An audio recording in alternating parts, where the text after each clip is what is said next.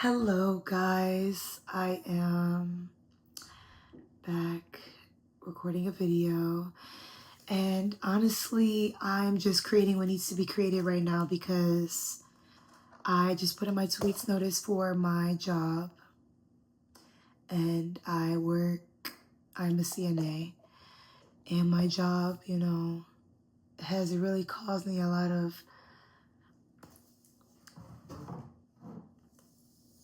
sadness, mental anguish, and I just know that I'm not being paid what I'm worth whatsoever. The work and care that I provide is way underappreciated, and not only just financially in the way that I'm paid, but also in the way that I'm treated. And I just deserve better. I have been through it before with these bosses, these jobs, and at this point in my life, I decided I'm done being in this cycle of reporting to someone who doesn't respect me. In capitalism, you get under these systems, and not only are you oppressed in America because you are African and of African descent, but also within these capitalist systems, like a school, any of these businesses, all of these things, there are harmful structures within these jobs, within these hierarchies. Like, when white supremacy is involved, capitalism is involved, they don't treat you like human beings. And the work that I do is out of the love and kindness of my heart. I've always known that I was meant to heal people. I've always known that I wanted to become a doctor, I've always known that I am becoming a doctor. And, as I've gotten into medicine and understanding the intersectionalities of advocacy and justice, and all these things are tied together, I can't pursue a career of being a doctor without understanding the weight of what it means to be a Black professional in America. When being around patients, doesn't matter what age group it is, you are seen as more than just oh, this is my doctor, oh, this is my Black doctor. And people might say that as a joke, but genuinely that brings me a deep sense of comfort when systemic racism has driven and emboldened doctors to treat Black and brown people so unfairly. And it's in healthcare, when I figured out what I wanted to do with my life in 5th grade, I wasn't fully aware of the healthcare system. I knew I wanted to transform the system, but I didn't know from what was the state of the system. And it's way worse now. And it's as a CNA, there's not one day I've ever known peace on shifts. And I have been I've been a CNA, or I've had my license since 2017. Oh, how many years is that? But yeah, 2017, 3 plus 6, that's 9. Since I was 17. I'm doing the math, like I said, 2017. So, moving on. Literally. I'm tired of not being treated like a human. Assata Shakur said it best. When you realize that you are a slave, you will, push for freedom. And I asked myself, what is my role in the revolution, and what am I meant to create? What am I meant to do? And I know that, and I made the revelation last night as I was meditating, and I was really thinking on what am I meant to do? What am I meant to create? Because I've created many things. I've sparked many of lights in other people. I've been a part of organizations. I've created organizations, and I've created frameworks. And I'm just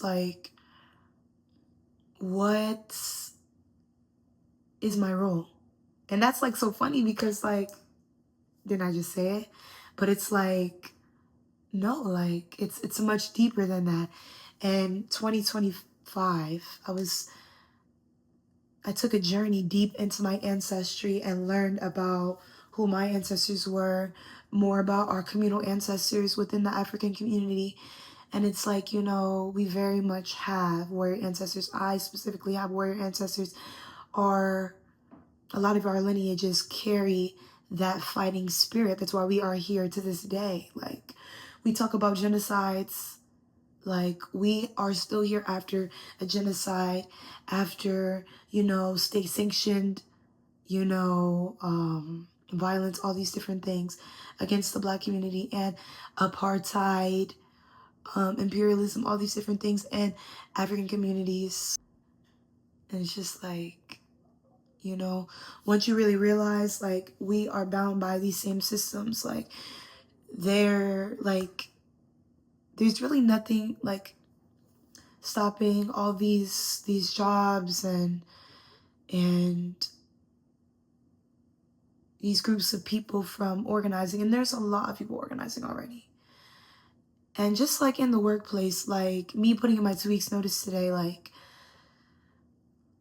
I feel lighter, like, genuinely. And I know that genuinely it's all in the plan of the universe. Like, I know that I am also here to create, to instill hope, to show different ways of life, to share what I learn, you know, show things through my lens, because I do know that I think differently than other people. So I'm knowing that I should share my perspective and also take in the perspectives of other people. And that's a part of my journey, knowing that social media is a vessel, and it's a vessel that we should all use responsibly. And knowing that my spirit is led, like the work that I'm doing within also my astrology, my South Node, you know, is in Virgo. And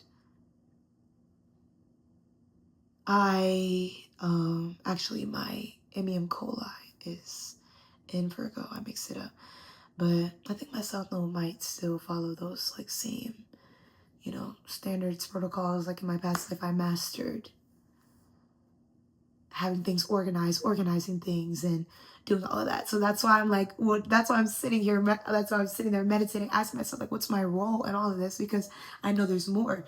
And like connecting deeply with my heritage, my ancestors, my family. I'm like, yeah, like, I know, like, it's way deeper. Like, I'm meant to explore things unseen.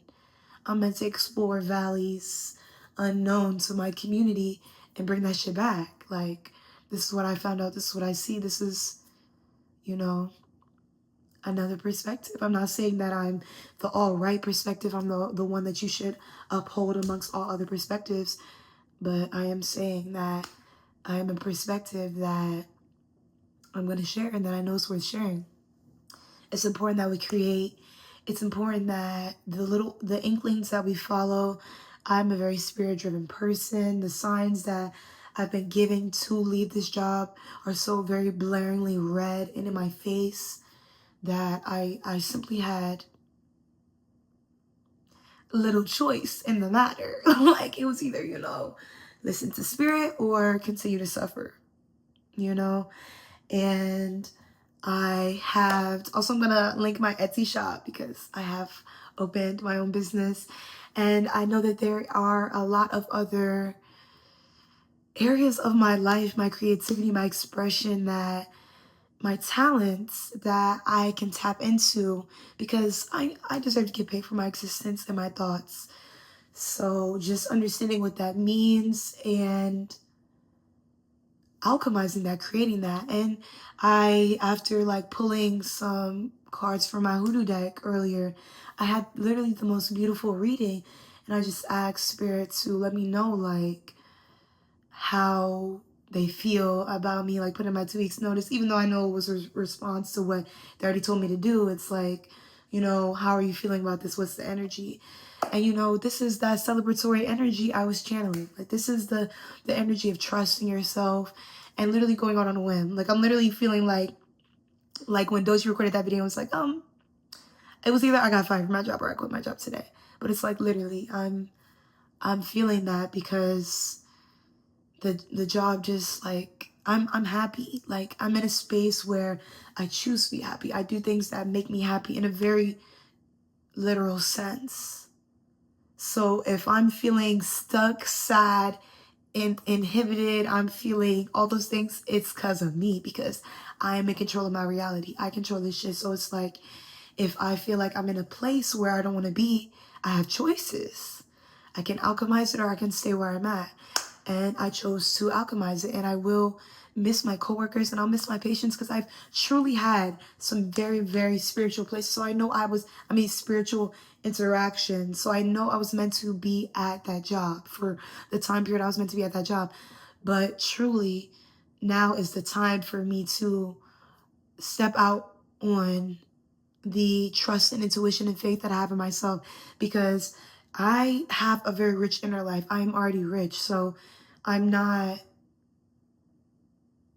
worried about the income and, you know, what the reciprocity looks like, because I already know that it is my birthright. It's my inheritance. Like, when I share my gifts, I get love in return. When I share love, when I give unconditional love, which is a part of the revolution that I feel like a lot of poets, writers, like forgotten organizers, you know, those who value intersectionality, they see and value, and like when those people are talking about people power, it's like that love, that community. Like, we all search for community and we all think like, what does that look like? What does that mean? But really, the community is having those people that are going to be there. I talked about this on my page before, but that are going to be there for you, that are going to love you, have those tough conversations with you. You know, we're like, what does unconditional love look like? But it does not look like, oh, I love you no matter, like, if you treat me bad or you do these things with me. No, unconditional love is boundaries too. Unconditional love is protecting yourself. We've been taught to think that unconditional love is forever pouring from a cup that is, you know, not full. Like, unconditional love is like, well, I should say unconditional love is continuously pouring from a cup. I would say that, you know, never really like fully sits upright and gets a chance to like refill itself. Because I think that's the perception people have of unconditional love.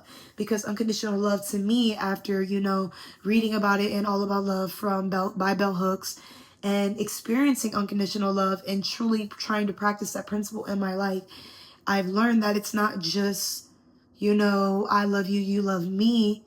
And it's truly choosing those people who want to be in your life based on what they show you, how they're showing up for you. It's showing up for them as well. You will be inconvenienced, but an inconvenience, it's even, that has a negative connotation, but an inconvenience implies that we even should be convenienced in the first place. You know, Mother Nature, all the things happen as they should. Divine timing is what it is. You know, creation is what it wants to create. That's why, like, just now I was sitting down and I was like, thinking about how I'm going to sit down and record this video, because I thought about it like 30 minutes ago.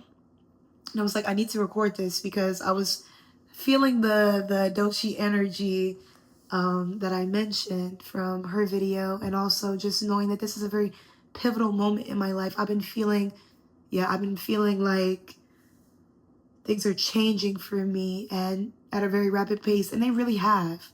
Like, I've really changed, matured, and grown in a very deliberate way, because I've chosen that path and I've chosen to be that person who owns up to my mistakes and chooses to be better every day.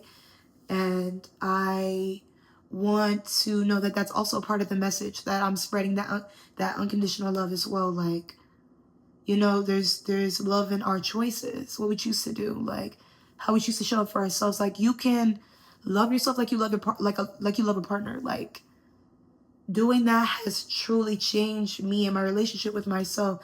And and that is revolutionary in the sense that when you are being hunted by the state, when you're being hunted by your employers, sometimes in a sense for speaking out, a lot of the times in a sense for speaking out against their abusive tendencies. Multiple jobs, since the beginning of time, everybody's always trying to union bust. Everybody thinks that unions are bad, when it really is you and your coworkers coming together and choosing to advocate for better conditions. That is not crazy. Because if your bosses wanted better conditions, they would do it. They would advocate for it. The CEOs, they create the better conditions for themselves. And they are basically saying to those who don't want to allow people to unionize, they're saying, you know, I don't care that you guys want better working conditions. I actually want the money that's in my pocket, so I'm going to do anything to preserve that. Literally all it is. And that's not it. And that's why we have unions, because they're so powerful. Literally why we have workers' rights in the country in the first place. Why the National Labor I think it's the Labor Relations Board Act. Yeah. Why that even exists in the first place. You know, unionizing. You know, telling your workers that you don't deserve to nearly die at work, or literally die at work, or be injured at work, or have to live in to work in a hostile work environment. Like, that's not far-fetched. And if that is your reality, you should assemble with your coworkers like the Avengers, because that's who the real, like, the people are really the superheroes. The deities, the Orishas, they are people. Even in Greek mythology, think about Hercules, like the story of him having to earn his godship back, his godhood back, after, you know, a fate that he didn't even choose. I love the Hercules movie. Once again, you know, fuck Disney, but love the Hercules movie. I love the muses, like, oh, chef's kiss. But I think that's a beautiful example. Like, we don't know what's going to happen, you know, and that goes back to what I said about being inconvenienced in friendships and things like that. Nature is as nature is. The plants grow, the plants grow as the plants are meant to grow. The sun comes as it's meant to come. The moon glows as she's meant to glow. That's just what it is. That's just the reality we live in. And honestly, we live in a reality where we think everything should be so convenient. You know, like, we come from people who had animals, livestock. You know, they were treated well. We had our own gardens. We knew exactly what we were cooking. It was my garden. I picked that, and I put it, and I cooked it. You know, I prepared everything in front of my eyes. Now we have apps like Uber Eats, all the things that's prepared somewhere else. We don't know what's in it, how it was cooked, how it was prepared, any of the things. But we live in that reality, and we don't even realize, like, yo, like, that has not always existed. Like, I need our younger generations to know, like, even though we're growing up during this time, like, babe, that has not always existed. Like, that's not what we come from. And that's not where we're gonna go if we want to survive. It's not even like we're paying the companies directly for them to deliver the food. We're paying a third-party company to pay this already established business to deliver food. That comes from this established business. It's how we get those scammed from those apps. Uber Eats, DoorDash, all the things. Lyft too. Convenience rides. Instead of, you know, asking your neighbor or knowing a friend and giving them money if they need it, you know, providing them. Because, like, we didn't always need to be like, oh, here's money for every transaction, because if your neighbor needs something, they'll ask for it. So, like, for example, if I run out of something in my apartment, like, I am not going to be like, damn. Like, for example, if I run out of trash bags and it's like, you know, not the time where I feel like I need to get trash bags. Or, you know, I may think I may need trash bags in the moment, right? I'm not going to be like, okay, let me order trash bags on DoorDash so I can get trash bags in 3 seconds in front of my house. I'm going to look and see what I can use that's already in my house for trash. If I have any paper bags, if I can put it in like a box and then take the box out, or if I can just ask my neighbor for a box. You know, we put so much money in these corporations' hands because we're like, oh, I need to buy this, I need to get this, I need to do this. No, like, bartering and trading is real. That's what, like, countries do. Like, oh, you give me this amount of gold and I give you this amount of money, except for, you know, the richest countries and resources never get the money that they are worth. They never get the money that they are worth for any of the things. They're not even allowed to use the resources that they grow in their own country. So, yeah, definitely another video for that. But that's our reality. And it's got me thinking about all these things, freedom and what that means and what that looks like. And it means leaving the job that is draining you, that is clearly against your integrity. Honestly, staying at that job is against my morals. I am aligned with my highest self. My highest self does not accept less than what I'm worth. I am not in a timeline where I am staying in places where I've already received signs that it's time for me to go. When spirit shows me, it's time for me to go. That's what it is. When my higher self is like, babe, and that can look a lot of different ways. At my job, that looked a lot of different ways. That looked like it came in people, messages through people, or like just shifts and changes at the actual work, at the actual place, observing other people's observing other people's situation, observing like patterns, behavioral patterns of other people, just seeing what I went through, like like it's not okay. It's not okay to be abused, physically harassed, sexually harassed. It's not okay to do those things because for me, I'm a college student. I need clinical hours and I need money because my other jobs don't pay me any money because college students are not paid for the work that they do. And it's under the guise of, oh, you need experience. Experience is exactly what experience is. You get experience by working at a job. So those who even you go to school for what you want to do, and you get a job and you get experience in that job by working in that job. So why, when it comes to college students, do they feel that we deserve to be paid nothing? Unpaid internships, all these different things. No, I'm actively growing and creating and helping you grow your business, your clinic, your all these things. I'm an asset to you, but I receive experience while you receive potentially life-changing research. And in my case, when I did scientific research previously for a company, and it's like literally we did groundbreaking research, and it's like the amount of money that I'm receiving for this research is not conducive to what we're actually creating. And had to leave that job as well because I'm tired of being a slave. I'm tired of being enslaved to these systems. I'm tired of all of that. And I think, the more we realize that, people talk about playing the game and all of that, but it's slavery. It's a wheel, it's a cycle. When the girls are ready to break the patterns, and a lot of people are ready to break the patterns. I have been breaking patterns, but this one right here, I just know my relationships with jobs and working, it's never going to be the same because I've always been very ambitious and successful at the projects that I work at. And my work has always been meaningful. So I've never that was actually funny. I was almost going to say that I've never really wanted to be super recognized for my work, but that's a lie. I'm lying because I deserve to be recognized for my work because I do a lot of hard work, whether it's, no matter what job it is.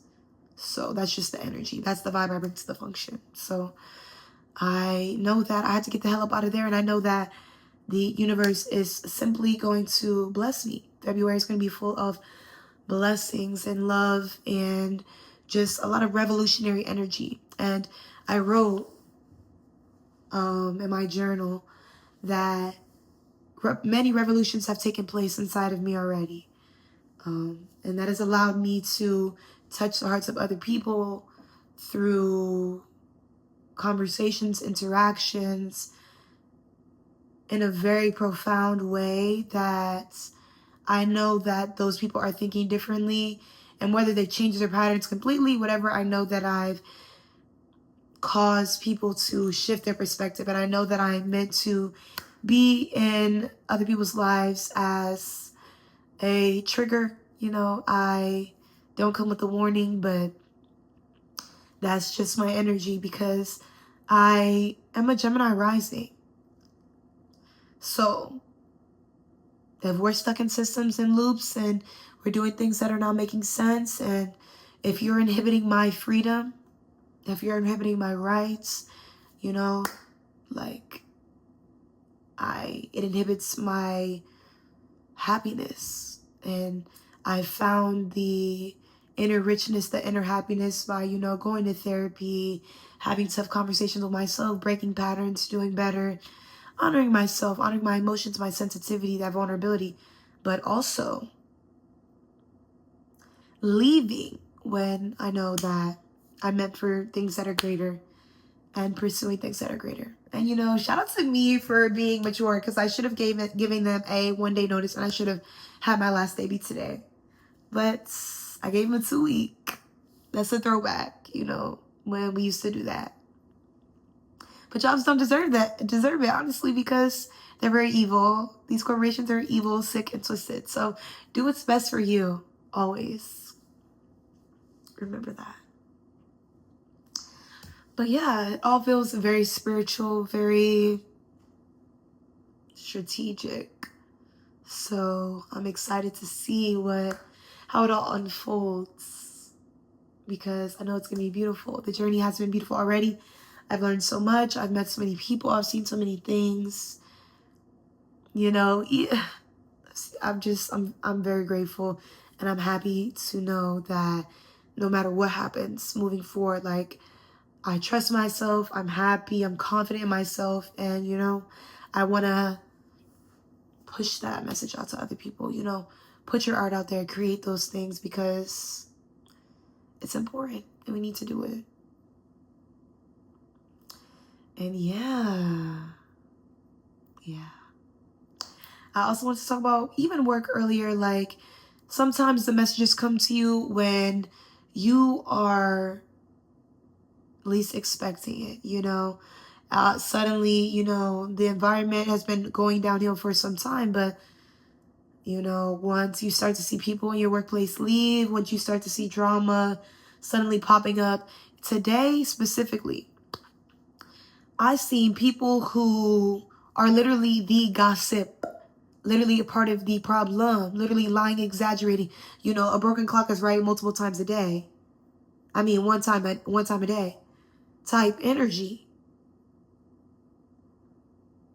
But also you trying to get on other people for being gossipy, and this came from multiple people, and that's showing you that energy, that spirit, because it's when you're able to detach yourself and really look back and reflect.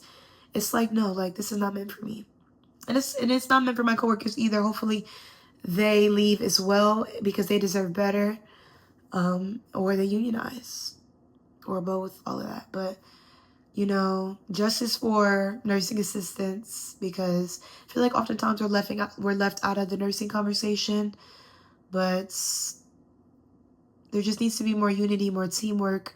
If we're all here for healing and the overall growth of the patient, then, like, why so many issues? Like, why does management hate the people that take care of the patients? Check on your loved ones who live in those assisted living facilities, and those skilled nursing facilities, because really, the people who are evil are those who own the corporations, own the facilities. The nursing staff, you do have stories about some nurses, not nurses or nursing assistants, not treating their patients right. And that's, that happens. That's a reality as well, but not nearly as much as the owners of these companies, especially these privately owned companies, doing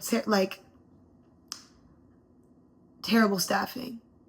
Because oftentimes there are things leading up to these things that are ignored until it becomes an issue, and then it becomes something like that. But no, like, they are negligent when it comes to staffing people who are, I would say, equipped for the role, and also enough people. And also the corporations, like, the quality of life for the nurses and the CNAs is just very poorly, with the staff shortages that have been going on for years at this point. It's just like, what can you really want from the girls? So we need to talk about the corporations, which is, shout out to the nurses on strike right now. Love you guys. Definitely sending solidarity. And, quit that job. And it's scary. We in a recession. It's like, oh my gosh. But bet on yourself, babe. Yes. Have a good night, y'all.